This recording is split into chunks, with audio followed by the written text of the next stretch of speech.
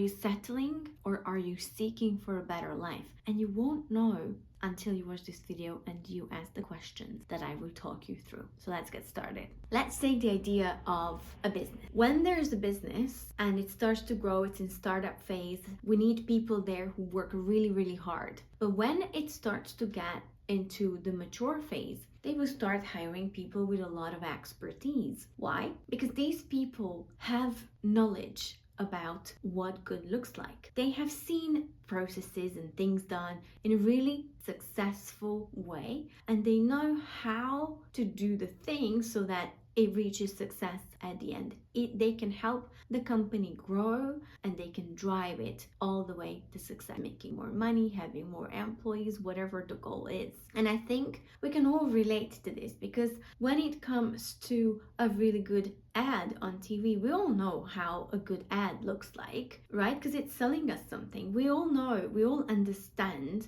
what really good marketing looks like, what good selling looks like, what brilliant customer service looks like, when we feel seen and heard and appreciated. And then we compare. We go to a hotel, we receive brilliant service, we go to another one, we compare, we're like, oh, this is not so, from a customer perspective, right? And we do this comparison in life, and generally speaking, it's fair to say that we will seek for the better within our budget, within our geographical limitations, within our comfort zone pretty much. But we will always seek for something better, right? You go to a restaurant, you get a meal, you don't like it, next time you don't go there. You're not going to torture yourself with bad food over and over and over again, right? You're going to go find another restaurant that you like. It all makes sense. But when it comes to our personal life, are we actually doing this? And this is the question I want you to ask for yourself. When it comes to your life, about the career that you will choose and about the relationship that you are going to choose, those would be the main two things I would like you to focus on. When it comes to your career, what is the criteria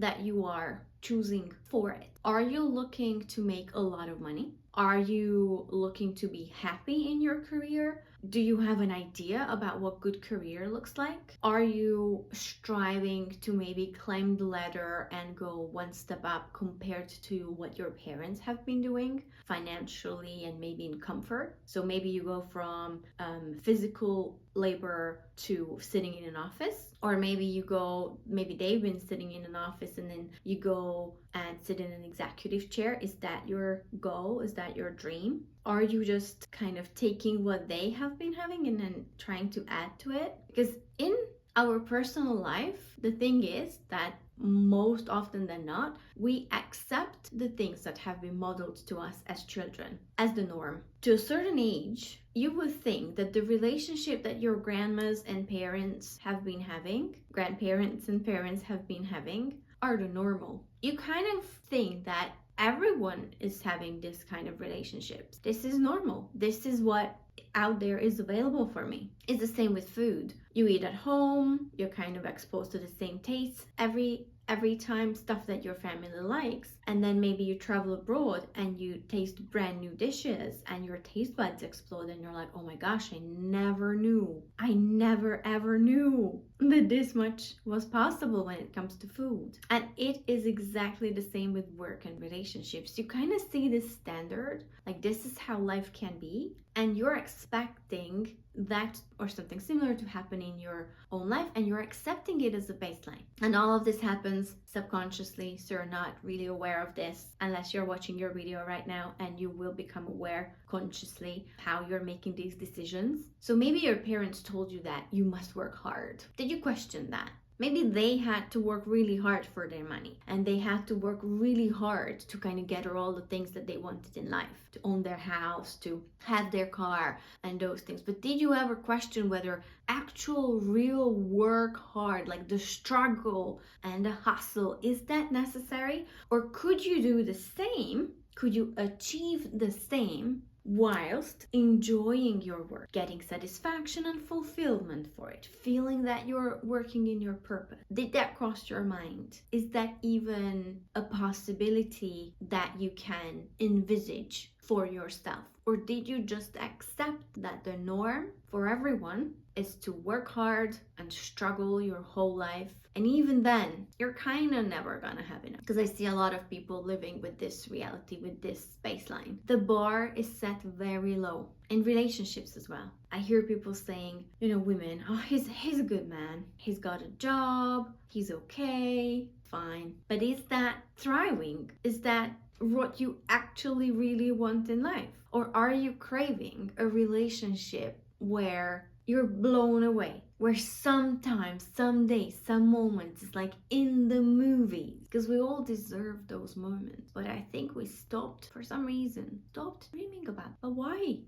And I think travel can really help unlock something in your mind, because real life experience is a lot more potent than anything you will ever see on the internet. I know this from personal experience. Moving to a different country completely turned my world upside down. When I was living at home with my parents, being exposed to that culture, that environment, the people around me, my idea of a relationship was that, the woman is a function in the house more than a human, and the man is like another kind of function in the house. But I basically believe that there is no man who will help me significantly with the housework and raising children. And the way society was going, I kind of had this idea of like, right, I have to work, I have to look after the children, and I have to look after the housework, and I have to look after my man, because they can't seem to be able to do that for themselves. And most of the men that were around me, like older, in marriages, relationships, they couldn't look after themselves. So that meant that I probably won't have the opportunity to go anywhere by myself, because I can't leave the children, I can't leave the man, like they're not viable all by themselves. So it felt like going into marriage, having children, it felt a bit like getting ready for like some kind of prison for life. But that was my baseline. I accepted this is how life looks like. My grandma's done it, my mom was doing a version of it. I knew lots of people around us who were all doing the same thing. And I was ready to embark on the same journey. And no mistake, the universe sent me the exact kind of man who I thought was the only option. So I wasn't in a relationship, I was settled. And then I moved abroad and I met men, young adults, they were in our 20s, who could wash the dishes, who could clean the bathroom. And honestly, my world turned upside down. I was like, wait, there are men on this planet who could actually share this kind of workload with me. I even heard them saying things like, their dads were looking after them and stuff like that. And I was, what? So this is where my eyes opened, that the Western European culture was very, very different to the Eastern European culture in many, many ways at the time. And I was blown away. And in that moment, I made the decision, right, I'm not settling for a relationship like my grandma's. Okay, this is a new age, this is a new time, I'm a new person. I would like a partnership where we are equally strong. And when we get together, oh my gosh, we can move mountains, we can raise children, we can, put our power together. But I'm not this function, I'm not this weakness to be taken care of by a man, whilst obviously I'm doing work that is, in my opinion, a lot harder than just going to the office and doing some work there. I know, we do both. Like office work is really compared to everything that's going on in a home for a woman, if the woman's doing it. Some men are doing it and they really appreciate. If you're a man, you're listening and you're doing the work at home, you will appreciate what I'm saying. But I thought if we put our power together and we do all of it together, then what could we possibly achieve? And this is the life I'm living now, because I wasn't willing to settle anymore. But that's only because my bar was really low. I went, I saw, I experienced. The experience was so potent because it was real life experience. It's not just something I saw on the internet that I can say, oh, it's not true. Thing on the internet. Half of it is not true anyway. No, it was real life experience, very potent, and it set my bar higher. My belief system changed, and the universe sent me a man of my new expectations. And I think it's so important that you ask this question yourself. Are you settling in your life, or are you seeking the better? Because I can tell you this, it can always be better. If you are in a partnership or in a job where you are supported in becoming better, a better version of yourself, to grow as a person, to grow in your career, to evolve constantly, then in a relationship you can do it together. And at work, of course, you are supported by mentors and your managers, and then you are growing into new opportunities and promotions and more responsibilities. It's very natural. We understand how that works, most of us, and we do the work. And we accept that it's slow, and we usually accept that, yes, it does take years, and you need to gather that experience in order to actually get to a certain point. I think we all get that. But when it comes to our relationship, do we get this? That you need to work in a partnership together so that you can grow together. You can achieve more. You can be better versions of yourself. There's going to be challenges thrown at you, and relationships are not like this. It's not like a fairy tale, like happily ever after. They go up and down, up and down, and you constantly have to choose each other over and over and over again. But not because you settle for good enough, fine, it's okay, not because of that. You must choose each other over and over again because you want to work on this together, because you see the future, you see the mission, you see the goal. Most importantly, if you're in a relationship and you have children, you see what that relationship is going to be like, feel like, look like when the children are gone, because that's just about 20 years of your life. It's actually a very short period when you look at your life, and maybe 80 years, so it's a quarter, not more. Maybe if you had lots and lots and lots of children, then it's a bit more than that. But at some point, they are going to be out of the door, or they get to an age where they don't really care about you that much anymore, and they want the privacy of their own room, and they are living in their own little world, and it's not that hands-on anymore. Suddenly start to miss the piles of laundry, the hands-onness, because you suddenly find yourself really bored. So I want you to think about, what is your idea about those years in the future when it's just the two of you together, or when you're finishing your career?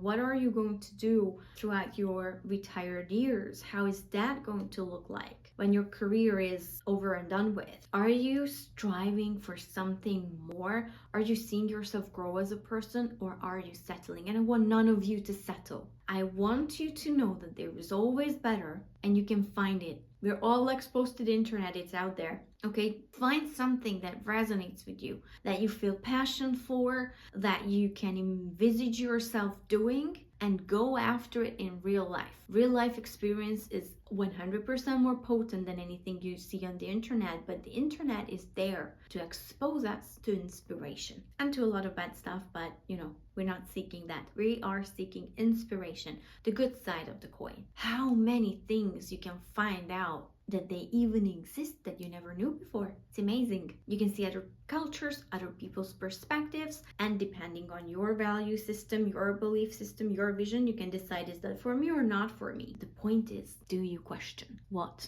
your life, or are you settled in the idea that has been demonstrated to you and modeled to you in your childhood? Because I can tell you, that's not it. It's not it. There's a lot more, and you can have it all. Absolutely. Let me know what you think about this in the comments, and I will see you on the next video.